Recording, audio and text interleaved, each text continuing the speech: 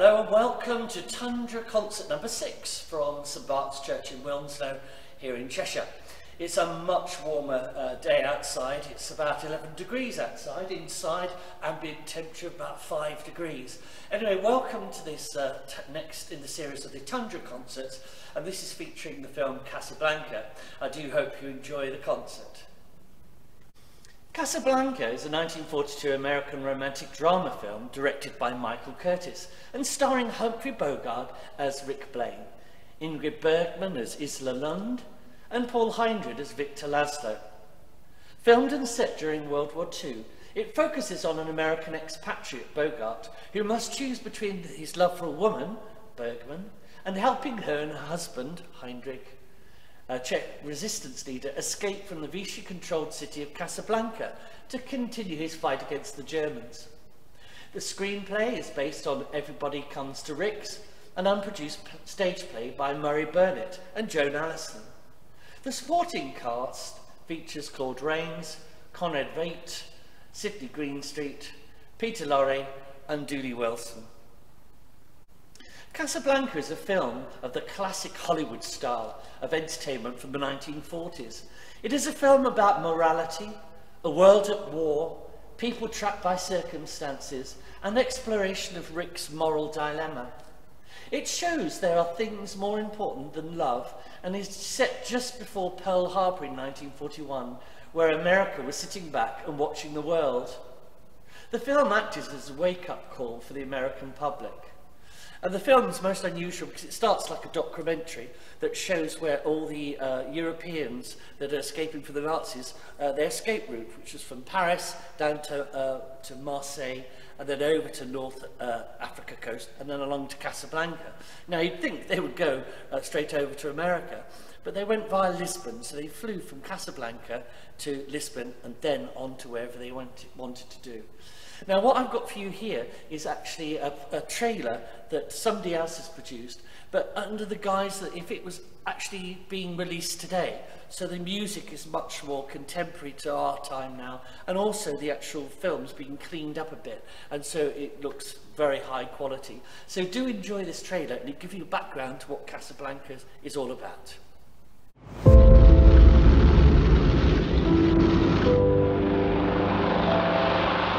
Plane to Lisbon. You would like to be on it? Why? What's in Lisbon? The Clipper to America. My friends in the underground tell me that you've quite a record. You ran guns to Ethiopia. You fought against the fascists in Spain. What of it? Isn't it strange that you always happen to be fighting on the side of the underdog? I've often speculated on why you don't return to America. Did you abscond with the church funds? Did you run off with the senator's wife? I like to think that you killed a man. It's the romantic in me. It's a combination of all three. And what in heaven's name brought you to Casablanca? I'm a saloon keeper. The problems of the world are not in my department. But when you first came to Casablanca, I thought... You thought what?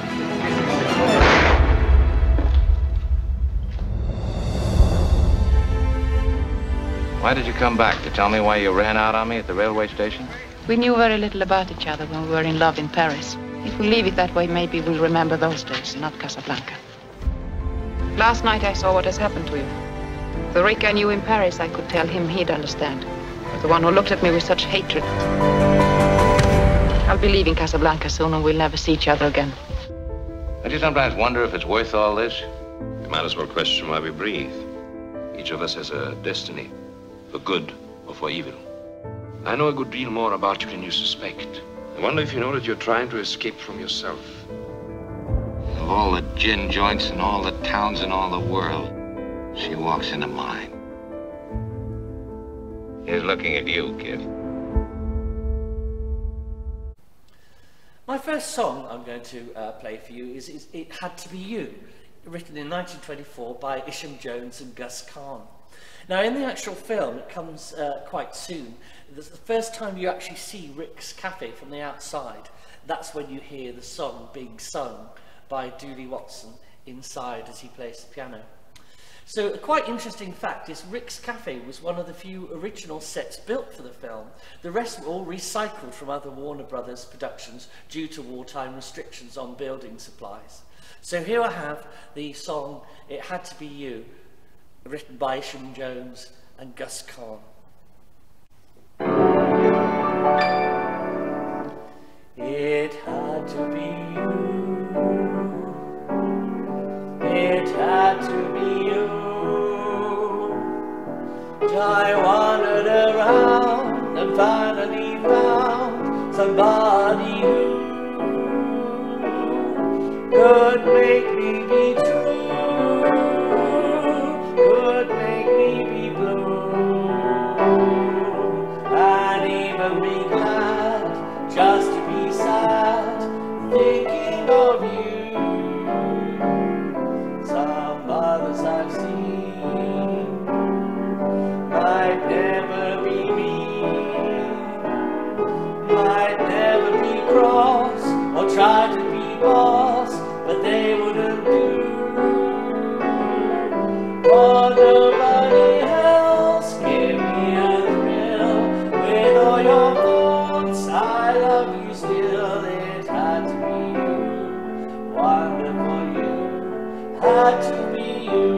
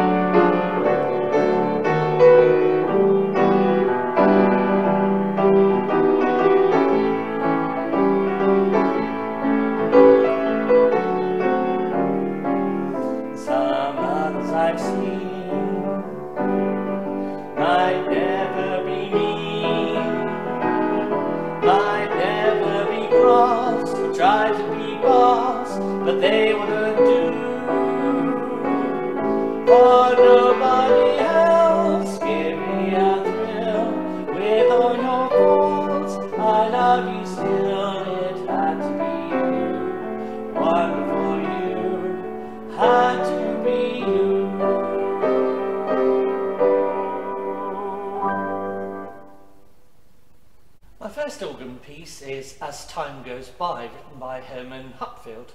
It was written in 1931. Even though Max Steiner disliked As Time Goes By, he admitted in a 1943 interview that it must have had something to attract so much attention. The piano player, Dooley Watson, was actually a drummer, not a trained pianist, so the piano music for the film was played off-screen by Gene Plummer and dubbed in. And the quite interesting fact is that Rick never said play it again, Sam. He says, actually, you played it for her, you can play it for me. If she can stand it, I can.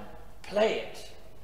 And also, Sam's piano, used in the film, was sold for more than $600,000, which is equivalent of £370,000, at a New York auction in December 2012. So here we have the iconic As Time Goes By, arranged by me for the organ.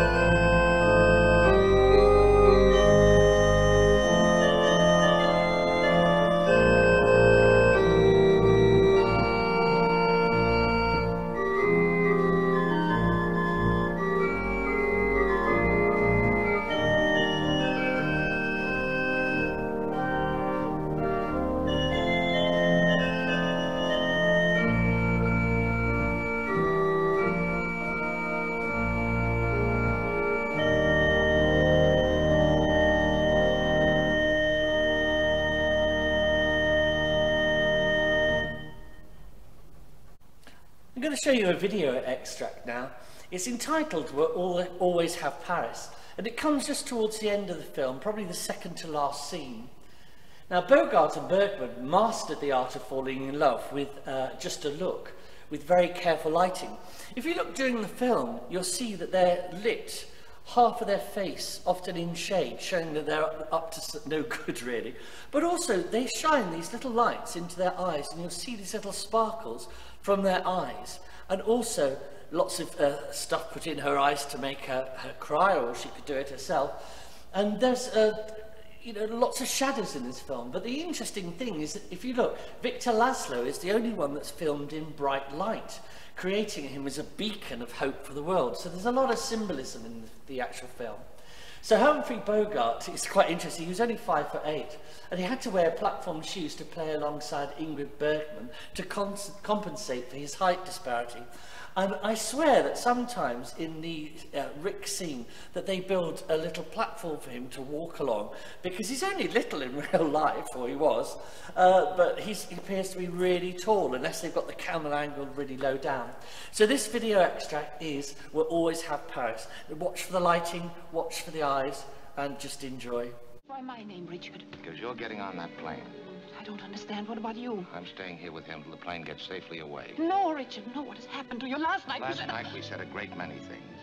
You said I was to do the thinking for both of us. Well, I've done a lot of it since then. It all adds up to one thing. You're getting on that plane with Victor where you belong. But, Richard, no, Now, you've got to listen to me. You have any idea what you'd have to look forward to if you stayed here? 9 chances out of 10 we'd both wind up at a concentration camp. Isn't that true, Louis? I'm afraid, Major Strasser would insist. You're saying this only to make me go. I'm saying it because it's true. Inside of us, we both know you belong with Victor. You're part of his work, the thing that keeps him going. If that plane leaves the ground and you're not with him, you'll regret it. Maybe not today, maybe not tomorrow, but soon and for the rest of your life. But what about us? We'll always have Paris. We didn't have, we lost it until you came to Casablanca. We got it back last night. When I said I would never leave you. And you never will. But I've got a job to do, too. Where I'm going, you can't follow. What I've got to do, you can't be any part of. Ilsa, I'm no good at being noble, but it doesn't take much to see that the problems of 3 little people don't amount to a hill of beans in this crazy world. Someday you'll understand that. Now. He's looking at you, kid.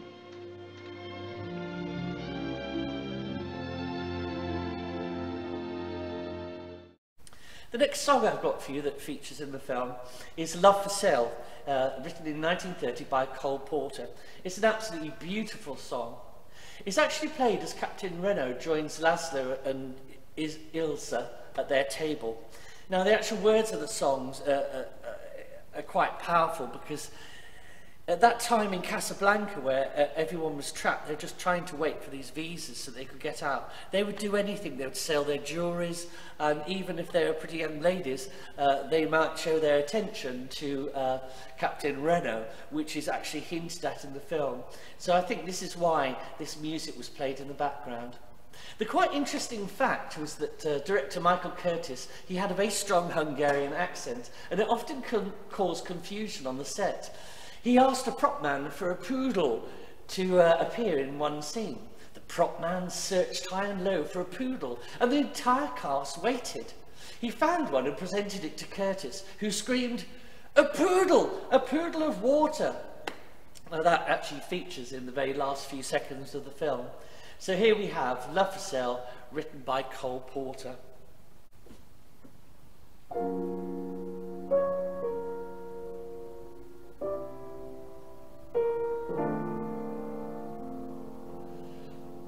When the only sound in the empty street is the heavy tread of the heavy feet that belongs to a lonesome cove, I open jaw.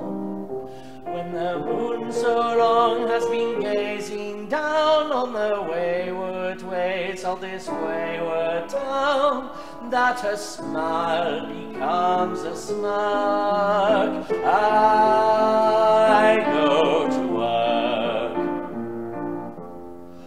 Love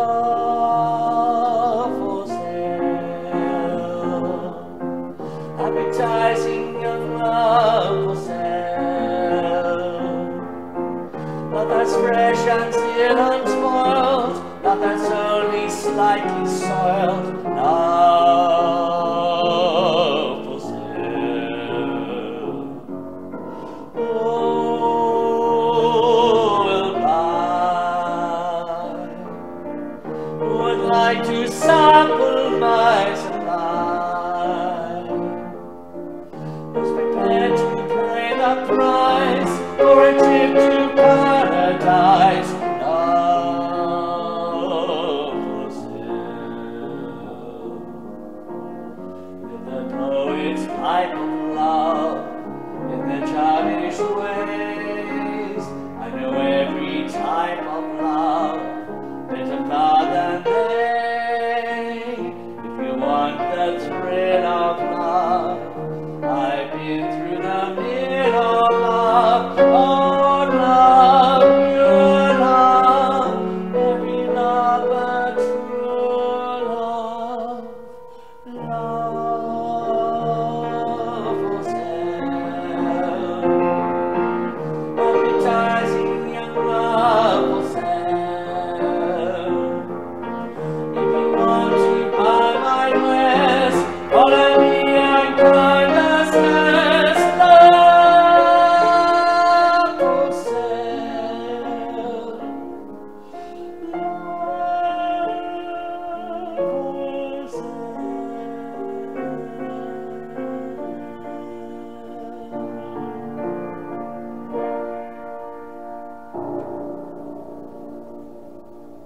Next I have another video extract for you featuring the song Knock on Wood, written in 1942 by M.K. Jerome. Now the music for the film was written by Max Steiner, who wrote scores for Now Voyager, King Kong and Gone with the Wind. The song As Time Goes By Herman Upfeld had been part of the story for the original play. Steiner wanted to write his own composition to replace it.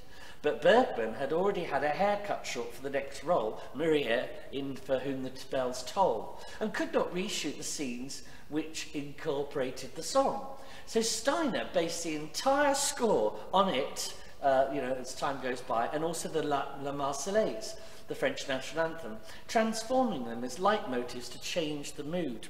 Now, as you watch the film, if you listen very carefully, you'll hear, like the Marseillaise. And then what he does when there's a sad, it takes it to the minor. And then you must remember this, he does all sorts of little kind of versions of that. It's very clever the way that all his score kind of threads together. It's not such a big epic score as it was for Now Voyager, because as you know, Bette Davis complained about that. But this is a fantastic scene. Now, if you look in the background, many of the actors who played the Nazis were in fact German Jews who had escaped from Nazi Germany. So as you watch this, look in the audience and you'll see there's some Nazis there. And also in the audience there's a lot of European refugees there. So watch this wonderful version of Knock on Wood, written by M.K. Jerome.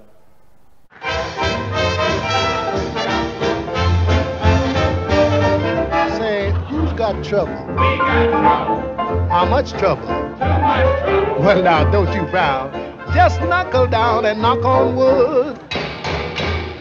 Who's unhappy? We're unhappy. How unhappy? Too unhappy. Uh-oh, that won't do. When you are blue, just knock on wood. Who's unlucky? We're unlucky. How unlucky? Too unlucky. But your luck will change if you'll arrange to knock on wood. Who's got nothing? We got nothing. How much nothing? Too much nothing. Said nothing's not an awful lot, but knock on wood. Now who's happy? We're happy. Just how happy? Very happy. That's the way we're gonna stay, so knock on wood. Now who's lucky? We're all lucky. Just how lucky? Very lucky. Well, smile up then, and once again, let's knock on wood.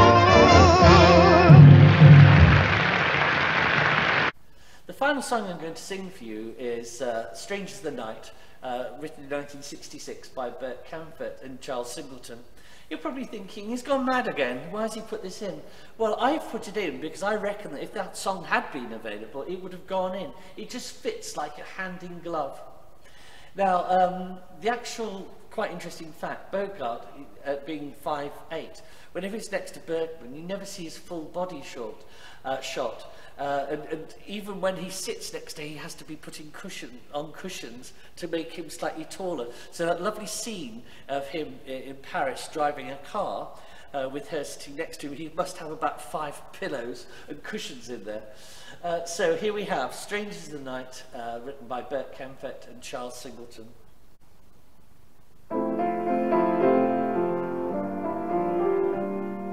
Strangers in the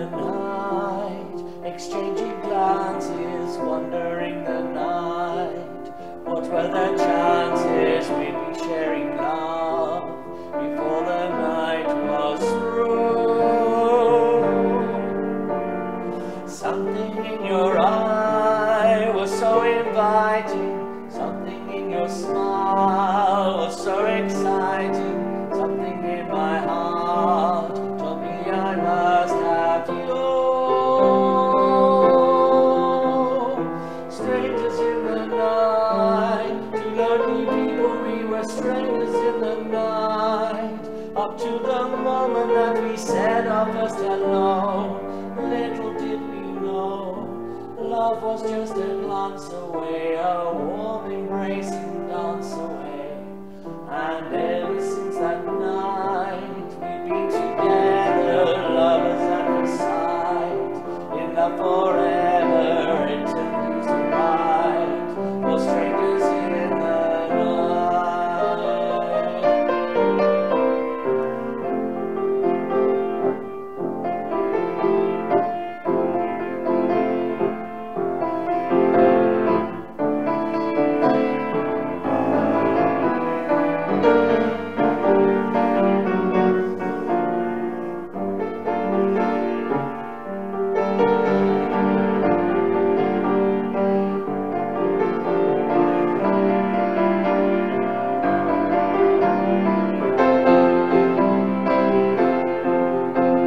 Strangers in the night, two lonely people, we were strangers in the night, up to the moment that we said our first hello.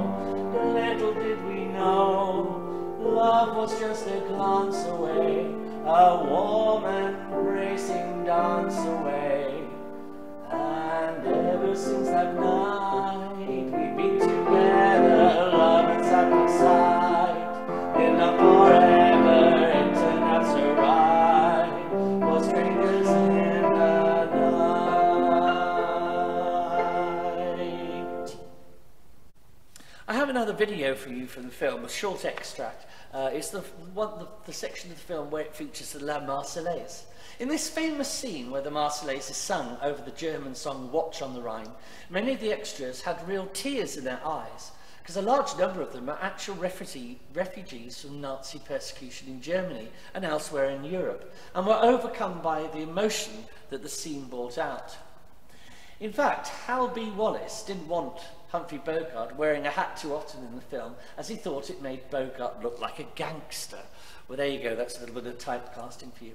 So watch this scene. It starts off with the German Nazis singing Watch on the Rhine, and then Paul Henreid comes in and gets the band to play the La Marseillaise, and everyone joins in singing. But it's interesting because the band all look to Bogart to nod his head.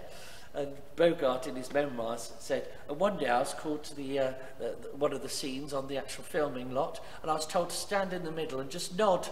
And now he knows what it's for, is to give permission for the La Marseillaise. And just listen to how the two songs intertwine. Max Steiner did a good job on this one. So, enjoy watching La Marseillaise. Yes.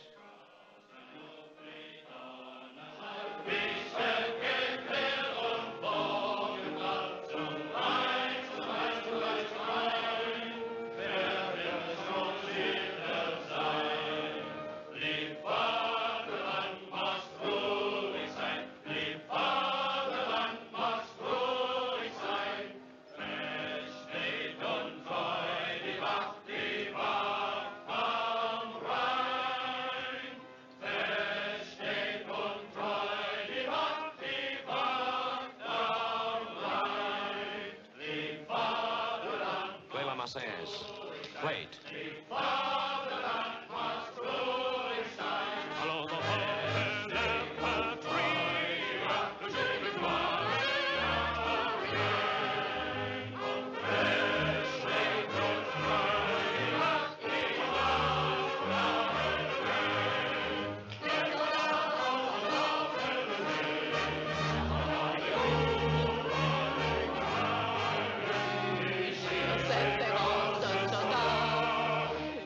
Yeah.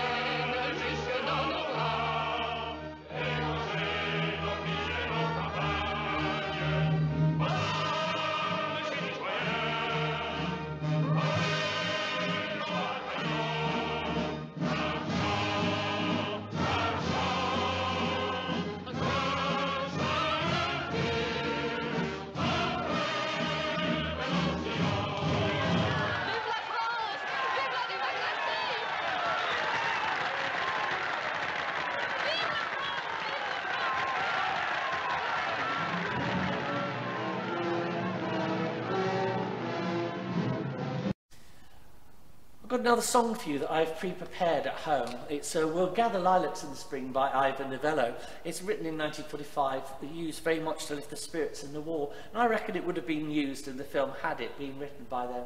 So what I prepared is a few slides that actually just show you the cast, so you can see who they all are. And just remember, the very last one to die was in 2016, and that's Madeleine Lebel. Now she's the woman that sings the Marseillaise, looking very upset at the bar with a very deep voice, if you remember her. So she's the last surviving member. So anyway, enjoy looking at the cast and see how many you can remember.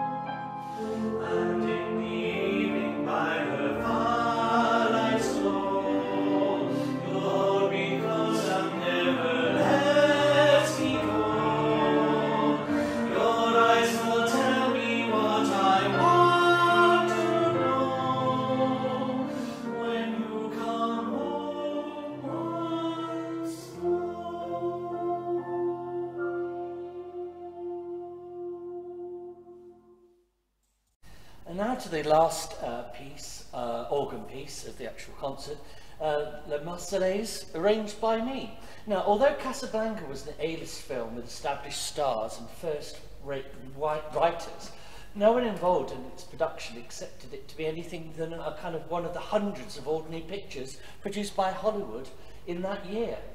Casablanca was rushed into release to take advantage of the publicity from the Allied invasion of North Africa a few weeks earlier. It had had its world premiere on November the 26th, 1942 in New York City and was released nationally in the United States on the 23rd of January 1943. The film was a solid, if unspectacular, success in its initial run. And the quite interesting fact is that with the death of Madeleine Lebeau, who played Yvonne, on the 1st of May 2016, there are no surviving members of the credited cast. So here's my arrangement of Les Marseillaise.